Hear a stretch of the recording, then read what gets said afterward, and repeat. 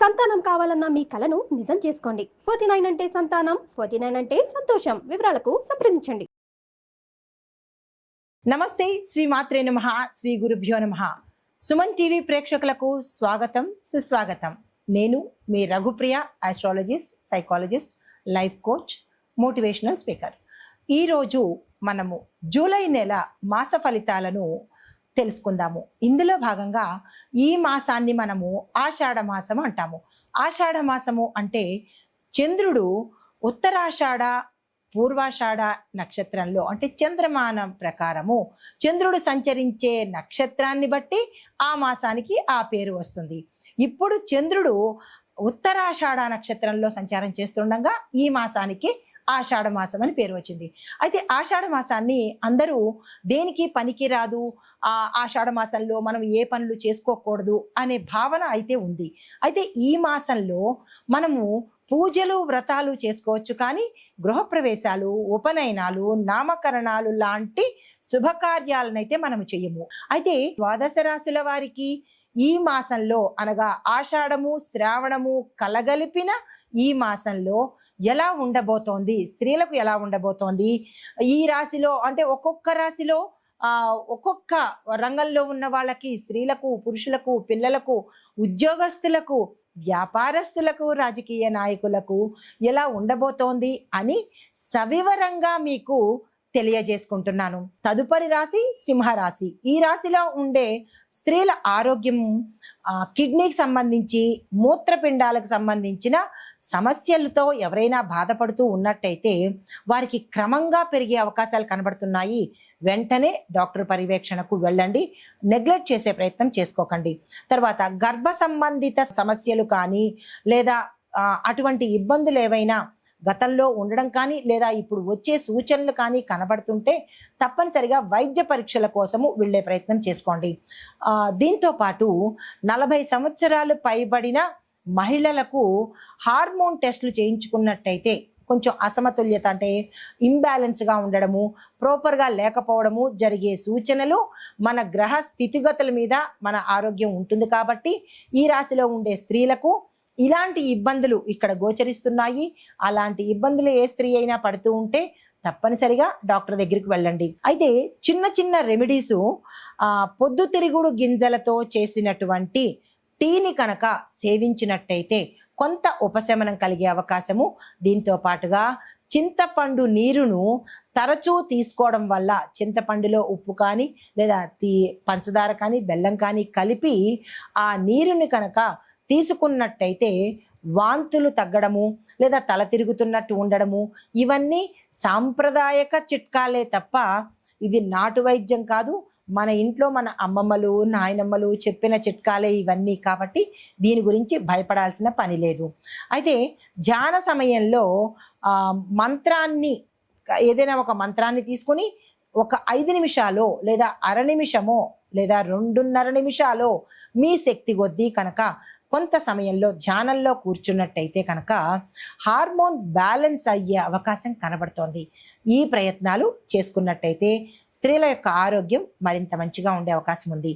తర్వాత విద్యార్థులకు చూసుకున్నట్టయితే ఎంట్రన్స్ పరీక్షలు, వృత్తిపరమైన టెస్టులకు ఈ సమయము అనుకూలము. కాబట్టి ఏ విద్యార్థులైనా ఎంట్రన్స్ ఎగ్జామ్స్ రాయాలన్నా లేదా మీరు మెడిసిన్, లా, ఇంజనీరింగ్, డెంటల్ ఇలాగేదైనా వృత్తిపరమైన పరీక్షలు రాయాలనుకున్నా దానికి ఈ సమయము చాలా చక్కగా ఉండబోతోంది. ఆ ప్రయత్నం చేసుకోండి. మ్యూజిక్, డాన్స్ ఇలాంటి కళలలో, ఇలాంటి విద్యలో ఎవరైనా ఉంటే కనుక వారికి గ్రోత్ కనబడే అవకాశం కనబడుతోంది. విపరీతమైన అవకాశాలు కూడా మీకు వచ్చే దిశ కనబడుతోంది. అలాంటి స్టూడెంట్స్ ఉంటే కనుక దానికి సంబంధించిన ప్రయత్నాలు కానీ లేదా ప్రణాళికలు కానీ, మీ పెద్దవాళ్ళ సహాయ సహకారాలు కానీ తీసుకునే ప్రయత్నం చేసుకోండి. తర్వాత ఉద్యోగస్తులకు తీసుకున్నట్టయితే కనుక అధికారంలో ఉన్న ఉద్యోగులకు, అంటే హై క్యాడర్లో ఉన్న ఉద్యోగస్తులకు బాధ్యతలు పెరిగే అవకాశంతో పాటుగా మహిళా అధికారులకు, అంటే లేడీస్ ఎవరైతే క్యాడర్లో, హై ఎండ్ క్యాడర్లో ఉన్నారో, మేనేజరు, హై ఎండ్ మేనేజర్స్, ఇలా పెద్ద కీలకమైన పోస్టులో ఉండే లేడీస్కి కూడా కొత్త శాఖలు ఇచ్చే అవకాశము, అంటే బ్రాంచ్ నుంచి వేరే బ్రాంచ్కి మార్చే అవకాశాలు కనబడుతున్నాయి. వ్యాపారస్తులకు చూసుకున్నట్టయితే కనుక బిజినెస్ ప్రమోషన్స్, ఆన్లైన్ వ్యాపారాలు అభివృద్ధిలోకి వచ్చే అవకాశం కనబడుతోంది. మీ యొక్క ప్రోడక్ట్స్ కానీ ఉత్పత్తులు కానీ ఏవైనా ఆన్లైన్లో పెట్టాలనుకుంటే ఇది కరెక్ట్ సమయము. మితమైన ఖర్చులు చేసుకోండి, ఖర్చులు పెరిగే అవకాశం కనబడుతోంది. దీంతో పాటు లాజిస్టిక్ వల్ల లాభ శాతం పెరిగే అవకాశం ఉంది, ఆ దిశగా ప్రయత్నం చేసుకోండి. వ్యవసాయదారులకు చూసుకున్నట్టయితే కనుక ఉద్యోగుల మీద ఆధారపడే, అంటే మీ కింద పనివారుల మీద ఆధారపడే పనులను కొద్దిగా తగ్గించుకునే ప్రయత్నం చేసుకోండి. ఎరువుల ధరల విషయంలో పెరుగుదల కనబడుతోంది. దానికి ఆందోళన చెందకుండా ఎక్కడ ఖర్చు తగ్గించుకోవాలి, ఏది అవసరము అనేది బ్యాలెన్స్ చేసుకుంటూ పెట్టవలసి వస్తే కనుక ఎరువులు అవసరము అని అనుకుంటే ధర పెట్టైనా మంచి ఎరువులు తీసుకునే ప్రయత్నం చేసుకోండి. రాజకీయ పరంగా చూసుకున్నట్టయితే కొత్త మహిళా నాయకులకు ఇది చాలా మంచి సమయము. ఎవరైనా కొత్తగా లేడీసు రాజకీయంలోకి రావాలనుకుంటే ఇది చాలా అనుకూలమైన సమయము, తప్పనిసరిగా వచ్చే ప్రయత్నం చేసుకోండి. అయితే అధికార పార్టీలకు అండగా నిలిచే మహిళల యొక్క ప్రచారంలో ప్రముఖంగా మీరుంటారు. లేడీస్ ఎవరైనా క్యాంపెయినింగ్కి వెళ్ళడం కానీ, లేదంటే స్పీచెస్ ఇవ్వడం కానీ, సభల్లో ప్రసంగించడం కానీ, ఇలాంటిది ఎవరికైనా అధికార పార్టీకి మద్దతు ఇవ్వడానికి మీరు స్పీచెస్ ఇవ్వాలన్నా, వారితో ఉండాలన్నా, ఇలాంటి సమయంలో కనుక మీరు పనిచేసినట్టయితే మీ పేరు, మీకు గుర్తింపు వచ్చి మంచి కీలకమైన పదవులు వచ్చే అవకాశం కనబడుతోంది. ఈ మహిళా నాయకులు ఎవరైనా ఉంటే ఆ దిశగా ప్రయత్నం చేసుకోండి. అయితే వాతావరణ పరంగా చూసుకున్నట్టయితే కనుక ఆకస్మిక మేఘావృతంతో కూడినటువంటి వర్షాలు వచ్చే అవకాశం కనబడుతోంది. కండిషన్లో లేని వాహనాల మీద ప్రయాణాలు మానుకోండి. లేదా రిపేర్ చేయించుకునేనా, లేదా కొత్త వాహనాలు కొనుక్కునేనా, మీ స్థాయికి తగ్గట్టు, మీ స్తోమతకి తగ్గట్టు అలాంటి వాహనాలు వదులుకుని వేరే వాహనాల మీద వెళ్ళే ప్రయత్నం చేయండి. ప్రమాదాలు ఎక్కువగా గోచరిస్తున్నాయి. అయితే విద్యుత్ కోతలు ఉండవచ్చు కాబట్టి ఒక్కసారి ఎలక్ట్రిక్ విభాగాన్ని కూడా మీ ఇళ్లలో కానీ, ఫ్యాక్టరీల్లో కానీ, మీరు పనిచేసే కార్యాలయాల్లో కానీ ఎక్కడైనా సరే కొంచెం విద్యుత్తుకు సంబంధించిన ప్రమాదాలు ఎక్కువగా కనపడుతున్నాయి. జాగ్రత్తలు తీసుకోవడమా, పై అధికారులకు చెప్పడమా, ఇలాంటివి ఏవైనా ఉంటే కనుక తక్షణ చర్యలు పాటించుకునే ప్రయత్నం చేసుకోండి. కుటుంబపరంగా చూసుకున్నట్టయితే కనుక ఇంట్లో పురుషుల ఆరోగ్యం కొంత బలహీనంగా ఉండే అవకాశం కనబడుతోంది. వారి ఆరోగ్యం పట్ల జాగ్రత్తలు తీసుకోండి. పెద్దవారి సూచనలు పట్టించుకొని కుటుంబాల్లో అంటే కలహాలు ఏర్పడే అవకాశం ఉంది.